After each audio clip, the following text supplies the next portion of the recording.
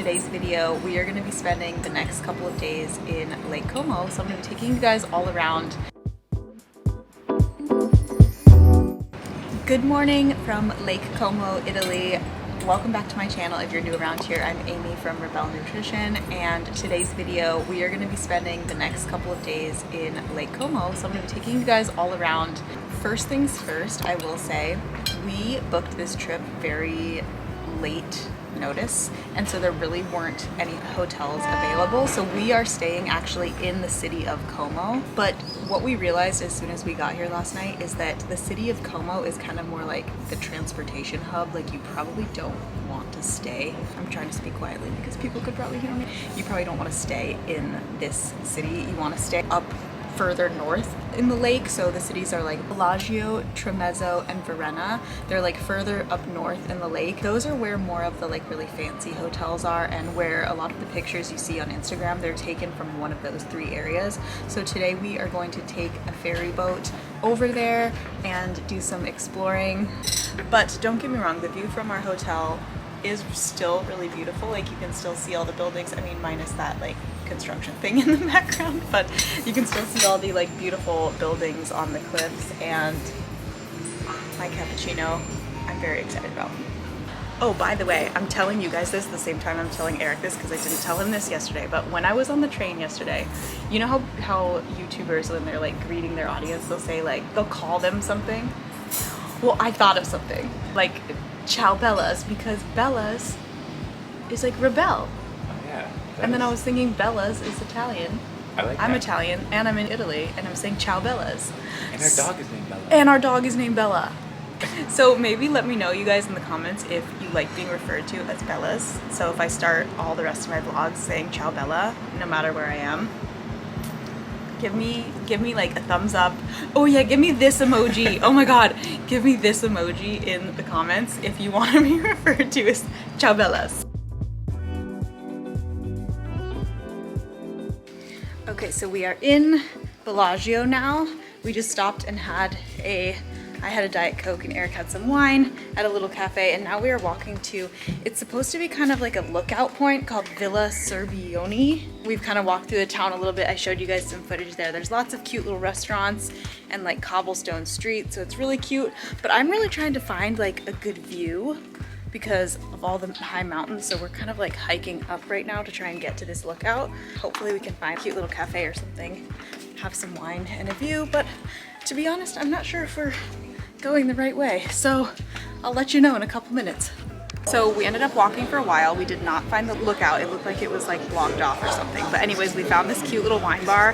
He let us try a couple different sparkling wines from different regions, and now we are sitting on the steps because there isn't a table available, but I feel like this is like an authentic experience and I really like it, and it's actually one of the best views of restaurants that we have found. So let me turn the camera around so you can see what I'm talking about. Also, I forgot to vlog this last night because I was just really tired when we got here yesterday. I just wasn't feeling it. But we went around the city of Como to look for a restaurant, which, like, you're in Italy. How could you go wrong? Because Italian food is always delicious. But I swear we had the hardest time finding a restaurant that looked decent, and I think it's because in northern Italy where we are, the Italian food is a lot more like meat heavy, which I did not realize before coming here. And like, I'm not a vegetarian, but I'm definitely specific with what types of meat I will eat. Like, I mostly do seafood, occasionally chicken, but like last night we ended up sitting at this restaurant and I was like, didn't really look at the menu, it looked like it had a ton of options, so I'm like, oh, this will be great. And once they brought us the English menu, it was like horse meat. Do you remember anything else that was on it? Wasn't like camel on it or something? Yeah, I can't remember. It was a bunch of just very interesting meats that I was like, oh my god, I am not gonna eat anything here. So we ended up just eating like a side of vegetables and then finding another place. So definitely, if you're not an adventurous eater, seek out your restaurants beforehand before coming to Lake Como, or anywhere in northern Italy for that matter. We hung out at the wine bar for a little while, clearly, if my talking is not all there. It's so cute. Actually, I'm really glad that we did that. And then we came down to buy our ferry tickets back, and the time that we wanted was actually sold out. So now we're just sitting at this, actually, this little cafe is really cute. It's Hotel Florence Bellagio. It's really cute because the tablecloths are like all pink. So one of the first cafes we stopped at was like on the list of like most Instagrammable places, but honestly, if it were up to me, I would say definitely come here. One of the best like restaurants, scenic places in Bellagio for sure. I would definitely come here if I were you. Okay, update. It is the next day. Yesterday was super fun. We ended up taking the ferry back around like 6 o'clock and just getting a simple dinner. And today is our last day in Lake Como. We're only here for like 3 days. I honestly, if I could do it again, I definitely would have planned this trip earlier in the year so that we had more options for hotels, and probably would have stayed at a more, how do I say this? Like all-inclusive type of hotel. Not all-inclusive, but like a type of hotel that's like so grand that you can really just like explore the grounds and not have to worry about really traveling between the different cities. So somewhere in Tremezzo, Varenna, or the other one I listed before, I can't remember the name. There are a bunch of really nice hotels in those areas. One of them is called like Hotel de Est, and then another one, Hotel Tremezzo. Those are two like really, really nice fancy hotels that I think we definitely are going to plan to come back maybe next year and stay in one of those. We're going to book it like now so we actually get in. But today, honestly, in Como, it is pouring rain outside. So I am actually just getting some work done. Since we're traveling full time for like the next 2 months, I'm just trying to get in a little bit of work here and there. So those of you who are new to my channel, I create online courses. So I've been working on like social media posts, catching up with my assistant, students, enrollments, all those types of things. But something I figured would be a good kind of note to end this trip on is that I asked recently on Instagram, I mentioned that I had my biggest revenue month ever in my business in May.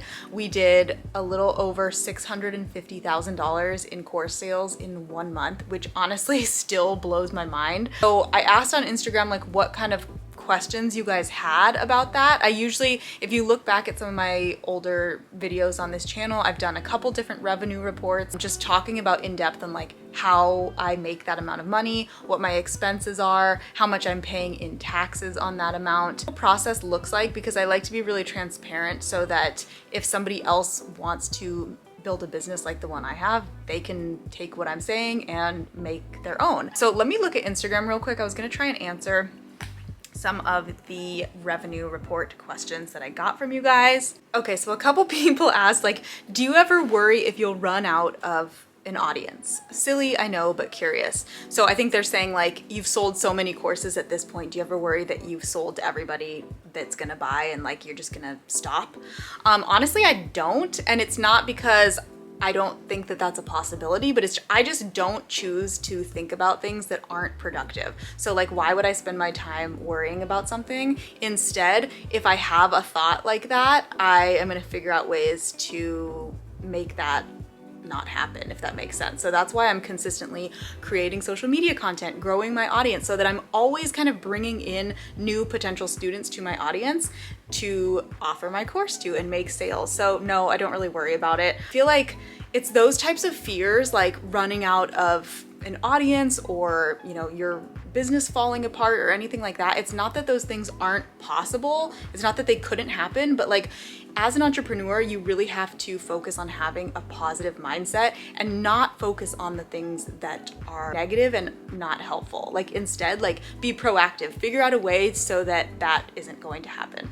Okay, this one is interesting. So somebody said they wanted a live unedited screen recording showing how much I made because so many people online fake it, which is just crazy to think that somebody would lie about that, but I'm sure that people do. So let me turn my camera around and put in the dates so that you guys can see that I'm not lying, if that's something you're worried about. Also, side note, I think that if you have the thought, like if somebody is sharing like an income report or something like crazy cool, amazing that they did, and your immediate thought is they're lying about it, I personally think that like our whole world experience is a reflection of ourselves. So if your immediate thought is that somebody is lying, maybe like that, and it doesn't matter, maybe they are lying, maybe they aren't, it doesn't really matter, but it's usually a reflection of like something that we're doing or our own self-doubt. Like when I see other people's accomplishments, whether they're lying or not, I immediately am like, oh my gosh, that is so freaking cool. Like, that means it's possible for me. I hope they are living their best life. But anyways, I know that some people I'm sure do lie about this, so let me show you the screen of my camera real quick. So this is obviously for June. Right now it is June 22nd, the day that I'm filming this. So let me just refresh the screen so you can see this is obviously 139. That's, you know, lower than my biggest month ever, because my biggest month was May. But I mean, I'm still pretty happy about this number for June. So again, I have refreshed this a couple times, and okay, that's the number for June. So now here I'm going to put in May 1st through the 31st and 650K. So again, that was May, that was the biggest month ever. And then we are down a little bit, obviously, because this month I'm not doing any sort of live launching or promotion. So this is all just from passive sales. 139 is from passive sales, which honestly, I still think is amazing. A lot of people were wondering, like, how did you do a 650K month when you normally do a couple 100,000, let's say. That's been my average. So the main things that I changed in May were I did a live sale in addition to my passive sales. So what I showed you for this month in June, we're about 2/3 through the month in June. 139,000 is all from passive sales. And then last month I had my passive sales going as well as a live sale. So I had like 5 days of a promotional sale, and I sent out emails to my email list about the sale, talking all about my online course academy, which teaches you guys how to create your own online course in any niche and how to sell it both passively and live. So basically my whole strategy for online course creation and selling in any industry is what I teach you guys in Online Course Academy. Exactly how I do this, I teach to you guys. And it doesn't matter like what your niche is, what your industry is, if you're a hairdresser, if you're a real estate agent, if you're a nutritionist, strategies will still apply to you no matter what niche you're in. Obviously, Rebelle Nutrition, I started as a nutritionist, so that's kind of where my love for online courses began. But anyways, if you guys want more info about that, I will link to my free masterclass below this video so you can learn all about online courses and if it's a good fit for you. Okay, people always want to know about my expenses. So my gross revenue, so the total amount of money that came in was 650,000, but that doesn't mean that I am necessarily profiting 650K. So of that 650K, I take out about 30% for taxes. I put it into a separate tax savings account and I pay quarterly taxes. So as soon as that money comes in for the month, I immediately put away 30% of that just so I'm prepared for taxes. So that brings it down to about, let's say, 425,000 profit. But then after that, I also have a couple expenses. I really don't have a lot considering how much I made. Like my expenses are not that much. I have one full-time assistant. I have 2 part-time assistant / like support people, and then different softwares like ConvertKit, which is where I send my emails from. Teachable is where I host my course. Lead Pages is where I have a lot of my landing pages. Webinar is where I host my automated webinars. So different softwares like that. And then like Canva, different things like that. Other expenses, let's see. I also have a tax strategist. So I am paying them every month about $2,000. All of my softwares total up to probably around $1,000 a month. Let's say if I include all the people that I'm paying to help me per month, including the tax strategist, that's probably around 8,000 or 9,000, okay?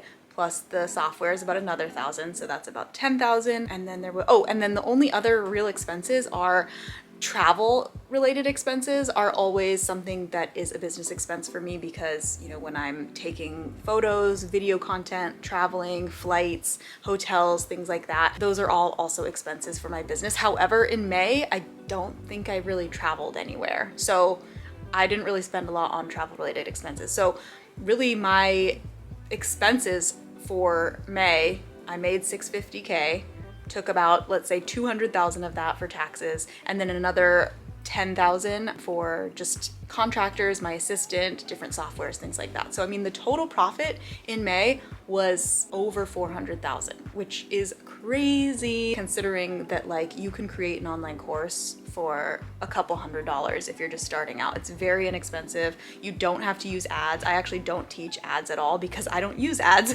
So it's very inexpensive, and that's really the main reason I was drawn to online courses in the first place, is because I didn't have any money to like get investors or pay for ads or really have anybody help me. I was a solopreneur. So if you are in that same position right now and you have big dreams of making a lot of money and helping a lot of people and having the freedom to travel while you build a business and kind of create your own hours, like only working when it's raining, you can totally do that.